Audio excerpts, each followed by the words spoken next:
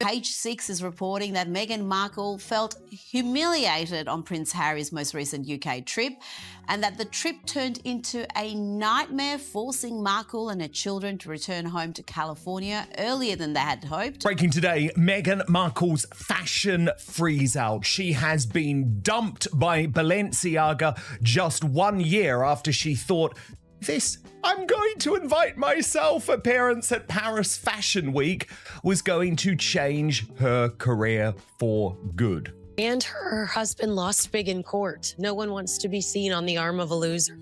I think that this trip was a reality check. Harry has spent years insisting he can be half in and half out of the monarchy. Remember, 47 minutes is not a reconciliation. It's not a get-together, we're so thrilled to see you. Breaking news shaking the fashion world. Meghan Markle has just been sidelined by Balenciaga, barely a year after she believed a bold surprise appearance at Paris Fashion Week would skyrocket her career to new heights. The stakes were massive, and many thought this dazzling moment would secure her a permanent spot at the top of the fashion elite. But here's the twist that no one saw coming. One key figure, someone Meghan has called a close friend and creative ally, was noticeably absent from the show. And trust me, that absence is dripping with drama. According to insider whispers, the truth is far more intriguing than you might guess. A source close to Balenciaga spilled the beans. Meghan wasn't just overlooked, she was explicitly not invited. Why? Because of the fallout from their last encounter, a fallout that stirred up a storm and left more than a few feathers ruffled. It's complicated, but imagine the kind of backlash that could shut doors so swiftly and completely it's like a 97 plane collision of controversy, with the media frenzy turning into an all-out siege. This fashion event was supposed to be Harry and Meghan's grand comeback, their chance at redemption after months of turmoil, drama, and public scrutiny. They envisioned this as the moment that would change the narrative, as their Hollywood-caliber return to the spotlight promised to rewrite their story for good. Picture it. Noticeably, one person was not at the show. His supposed good friend and collaborator, according to her, the Duchess of Sussex. And this is where it gets juicy. Paula's source revealed. Oh God, no! She was not invited.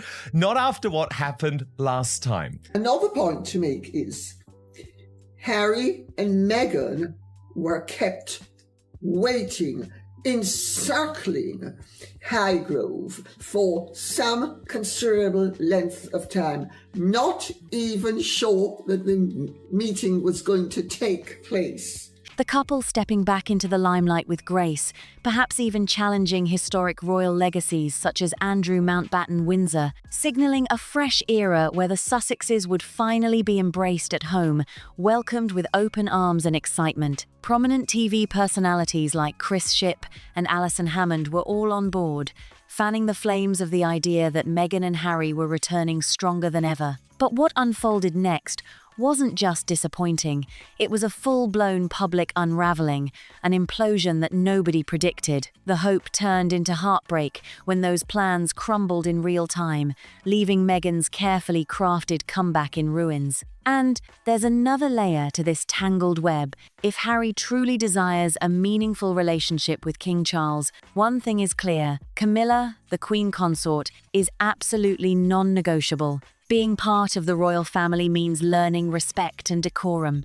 That means Harry will have to navigate his interactions with Camilla carefully, showing respect and ending the critical remarks and negative narratives he's expressed in past interviews. The path to reconciliation is never easy, but if Harry wants to rebuild family bridges, this is the reality he'll have to face head-on. When it came to promoting Times, Spare Times and the stories within its pages, what Meghan Markle didn't get was exactly what she seemed to crave the most: the golden moment to showcase her children's faces at a high-profile royal event or something close enough to it.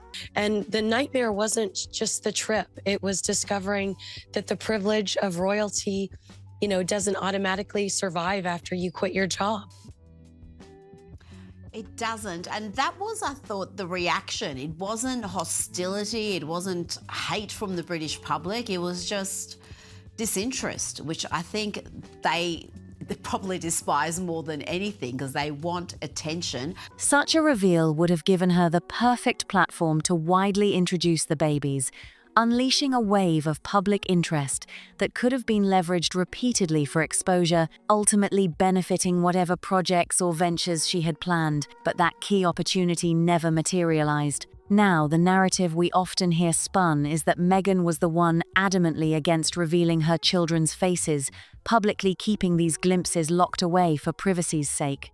But anyone paying attention to her social media knows that doesn't quite hold up. Over the last few years, she has come dangerously close to sharing photos on Instagram more times than you'd expect from someone supposedly intent on shielding her kids from the spotlight. It's a delicate dance of exposure and privacy, but her hesitation to reveal them in official royal settings does feel a bit like a missed chance. Here's another fascinating detail that might surprise you. There isn't a single remembered photograph of Meghan returning to Britain.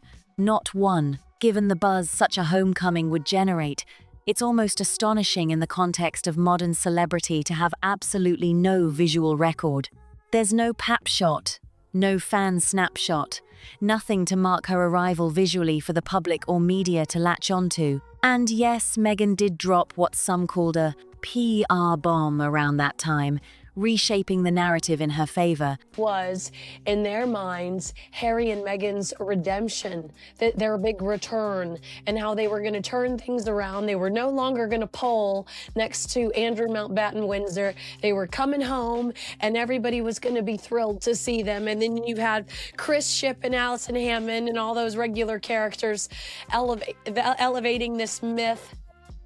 But unfortunately for Meghan, everything just blew up in their faces. But if you know Meghan at all, you understand she doesn't operate impulsively. She's methodical, patient, and intensely strategic. Everything she does is part of a carefully planned game. She is deeply transactional in how she manages her image and her relationships. Meanwhile, at that same event where Meghan's low profile was so noticeable, Prince Harry appeared quite differently. He was there solo, looking a little nervous and maybe even a bit uncomfortable, a stark contrast to the regal composure you'd expect. On the other side, Kate Middleton and Prince William were making headlines for all the right reasons. The picture-perfect couple spotted at a polo match, sharing tender moments that the press quickly swooned over. Their easy chemistry, complete with subtle public displays of affection, seemed designed to overshadow Harry's somewhat awkward public appearances, and it worked. They became the shining story of the day, quietly outshining any buzz that might have surrounded Harry's less polished outing. Didn't even go to the after That party. was so crude, wasn't it? It's like she is a mean girl bully, Paula. Yes, 100%. She didn't even bother going to the after party. Her team let it slip that she was a collaborator with Pier Paolo, and it's just very odd. You don't take away from someone's big achievement on their first big show for a major design house. Critics have eagerly seized on these moments, ready to interpret them as signs of rifts and competition within the royal family.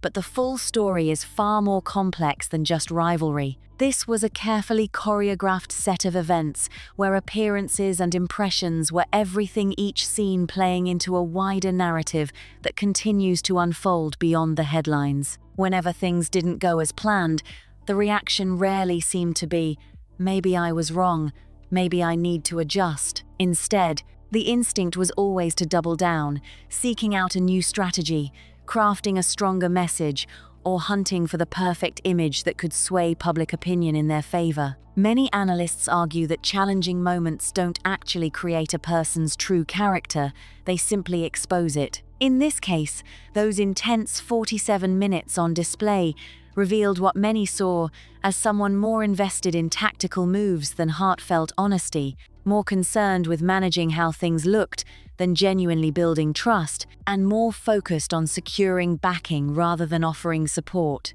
And the other part was basically to put Harry and Meghan in their place and to make them understand that they are not in the driving seat anymore. And then, of course, it only took a few seconds for that to be confirmed. A large number of royal commentators believe the palace's approach was not accidental but intentional and not born of harshness or cruelty. Instead, it was about setting unmistakable boundaries, making it clear where things stood.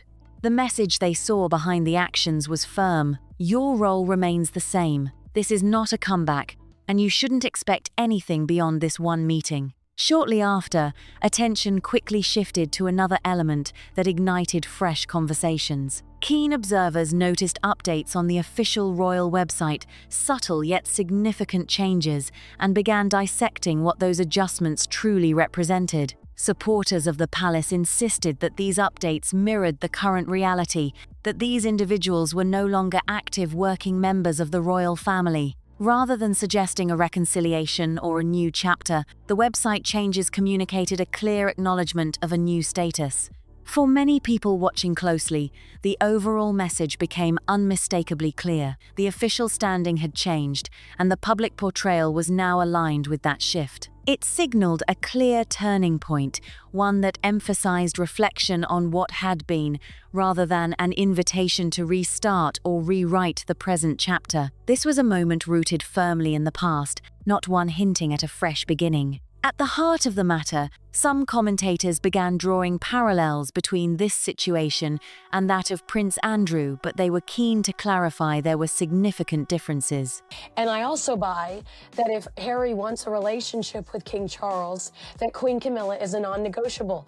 You are going to be around her, you are going to respect her, you are going to stop slandering her in interviews, which I believe he did throughout the process of trying to promote Spare and within the pages of Spare. What she didn't receive was the photo opportunity that she so desperately wanted.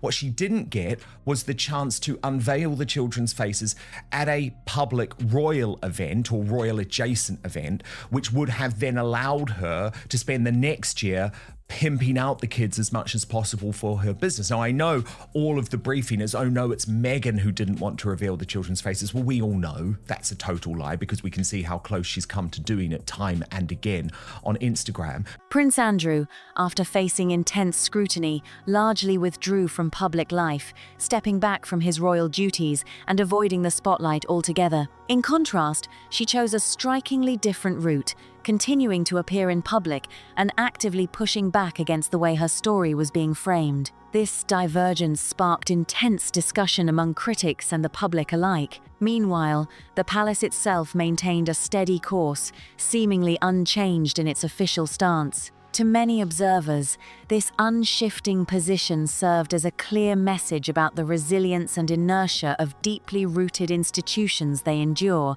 often independent of the individuals at their center. For someone so closely identified with the royal family, the subtle yet significant changes felt especially symbolic. While there was no public announcement or dramatic upheaval, to critics these moves quietly signaled a deliberate progression, a step taken without restoring her former role or status. Does it surprise you that there isn't a single image capturing Meghan's return to Britain? I think it will be the Christmas card. Oh my goodness. So she's I sitting think it on will be this, the Christmas basically. card. It's an unexploded PR bomb. Yes, that's exactly how I would describe it. It's true because Meghan is patient. If anything, she's she patient. is strategic and she is pathologically transactional, Kinsey. We actually had was, I think, a balding and odd-looking, sort of cocky Prince Harry at that event on his own.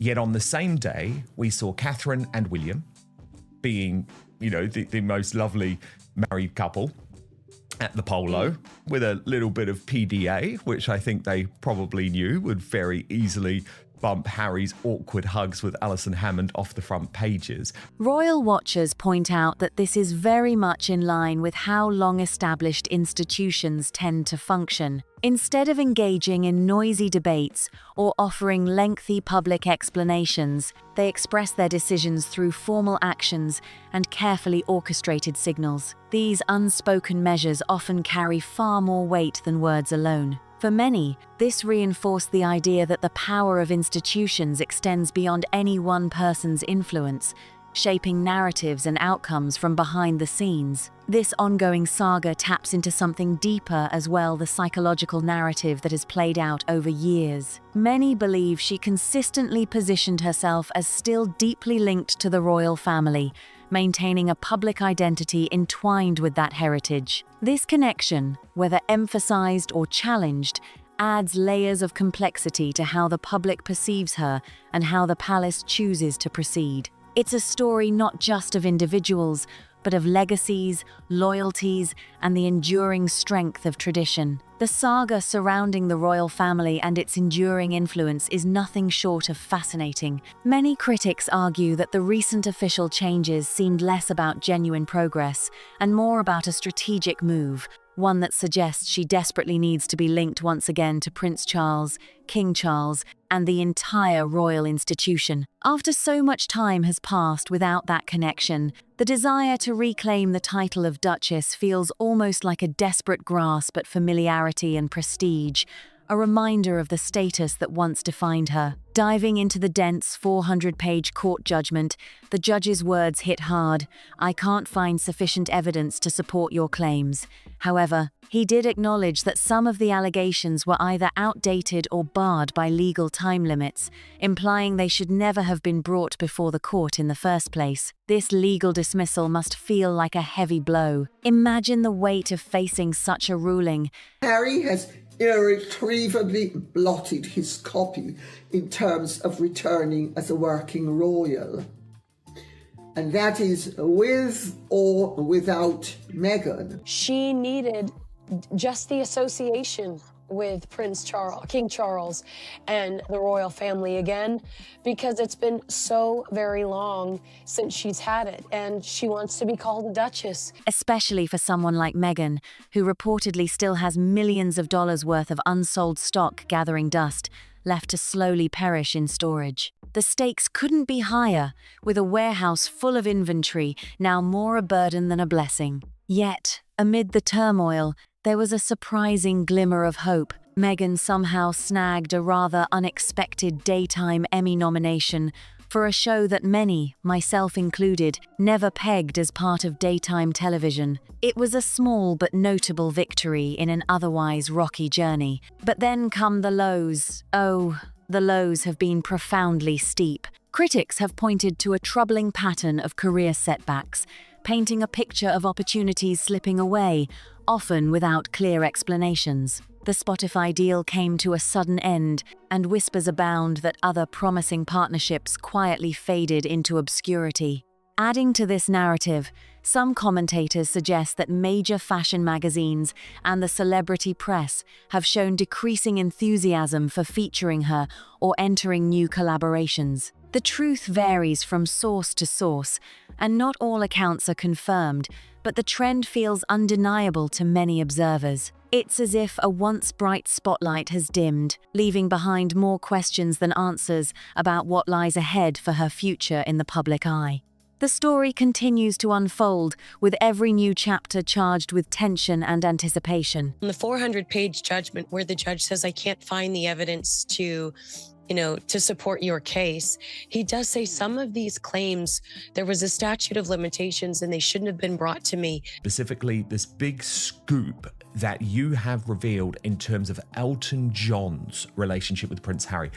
He says, "I am not a bank, Harry," and this is potentially, for Harry, the worst possible news, because it means he could be financially wiped out. For many watching, this conversation isn't just about one relationship or a single professional endeavor. It stretches far beyond that. The real question swirling around is whether the repeated challenges seen across a variety of fields suggest a deeper, ongoing trend. Numerous analysts and commentators have pointed out that while a disagreement with one organization might be complex and isolated, when similar kinds of conflicts or issues arise time and again across multiple companies, it's only natural to wonder if there's something more consistent underlying the story. Critics have often highlighted that when obstacles came up, the response seemed more about questioning the decisions of others rather than genuinely exploring, How could I adjust my own approach to improve things? The narrative they paint is one of a persistent defense of the original plans or ideas,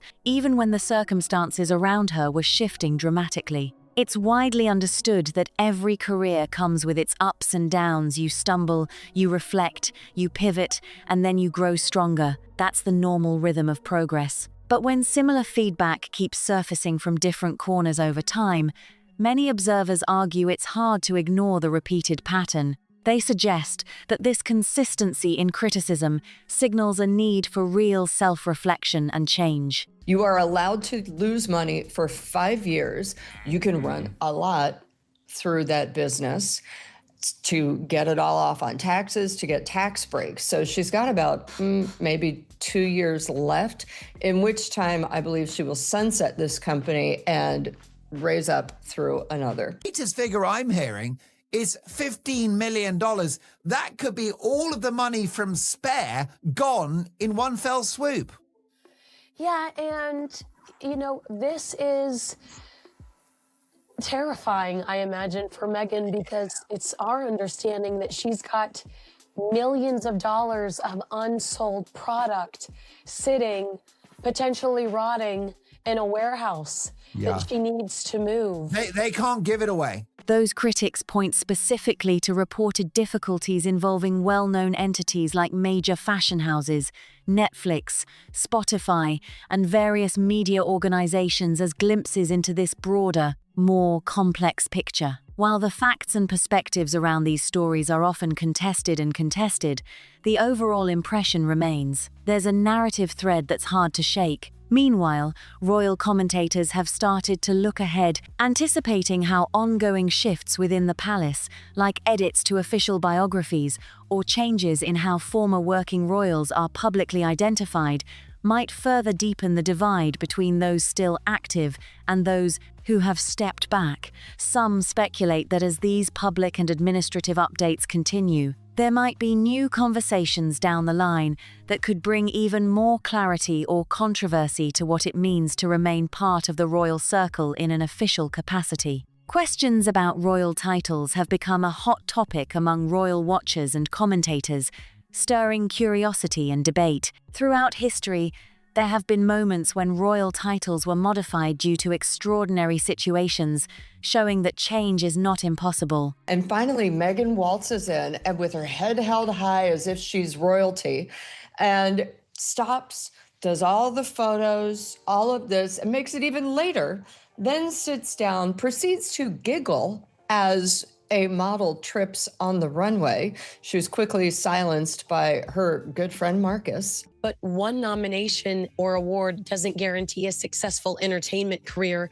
and it certainly won't turn around a reputation for being difficult to work with in Hollywood, which we know Meghan has developed. However, it's important to remember that any shift in such a deeply tradition-bound system would require formal legal and constitutional approvals rather than being decided by rumors or public speculation. Many experts believe that while discussions exist, the chances of seeing drastic changes to these titles in the immediate future are slim. The intricate balance between tradition and modern demands is a huge factor here. Meanwhile, a different angle gaining attention is the financial aspect. Some analysts argue that if spending continues at current levels without a substantial increase in revenue, the financial outlook could worsen over time. They have speculated, based on available information, that the institution could face significant financial pressure sometime between 18 to 36 months from now. Yet, these predictions come with caution, as the future often holds surprises. They learned, as many other brands and people have learned, that unfortunately when doing business with Meghan, there's no attention for anyone else but Meghan. And it is almost always negative. Now, a lot of people assumed that because she has a high Q rating and everyone knows who she is, that it would get them a lot of attention and the PR would rub off on them. Unfortunately, it is all negative and people don't buy the products that she shills. Critiques on this front suggest that simply maintaining the status quo may not be sustainable. Instead, Adapting to evolving economic realities and public expectations might become necessary for long-term stability. One of the more personal predictions involves the royal marriage, though just like the rest, it remains speculative. Some commentators believe that mounting public scrutiny and ongoing financial challenges could create added pressure on the relationship. There is a common perspective that external success and positive developments in public life have the power to ease personal tensions. But conversely, consistent setbacks might heighten stress for any couple, royal or not. On the other hand, conversations have also emerged around potential adjustments in financial arrangements or family dynamics, should circumstances evolve in unexpected ways. Lastly, predictions about the family's future bring in even more uncertainty. Discussions about private family matters are always delicate, and much of this remains speculative territory. Some have raised questions about what challenges or priorities might take center stage if the situation were to change dramatically. Supporters of these views argue that the family, like any institution, will need to consider new approaches that align with shifting public sentiment and realities. Well, in America, for Harry, it isn't working financially, it's not working career-wise, it's not working reputationally, it's not working socially. Can he really survive another 2 or 3 or 4 decades of this? Harry's actually in both a very bad place and a place that can somehow rescue him in part. So he's also acting up a storm because he knows that he is he's on his last legs and he is in the last chance. Ultimately, these conversations highlight how tradition, finance, and personal dynamics all intertwine, creating a complex picture with many possible paths ahead. What we're really seeing here isn't about trying to predict the future with absolute certainty.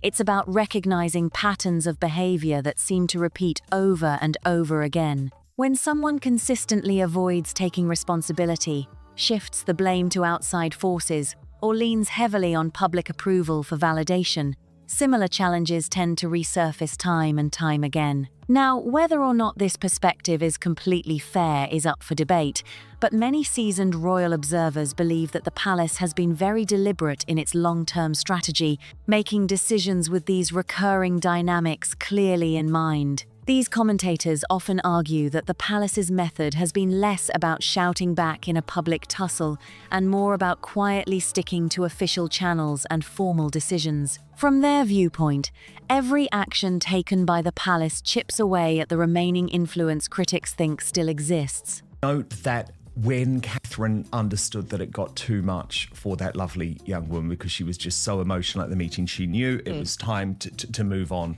to the caregivers who were with her.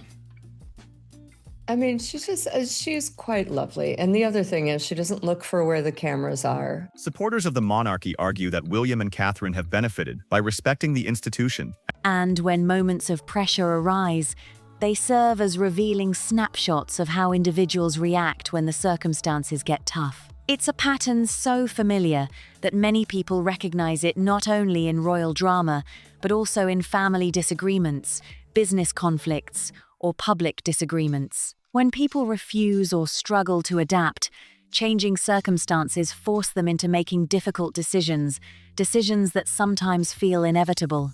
For a lot of onlookers, all these events seem to trace back to one pivotal conversation at Highgrove. They see it as a critical crossroads, a moment where a new chapter was quietly written, one that changed how events unfolded thereafter. Zooming out even further, this story speaks to something much bigger about long-standing institutions. Here you have a couple who stepped forward and publicly challenged the very institution they were part of, sharing a dramatically different account of their experience. Yet for supporters of the monarchy, the institution itself didn't veer off course. Instead of reacting to every critique with public rebuttals or heated responses, it relied on its deep-rooted systems and traditions to carry on. Professionally as well as socially quite isolated.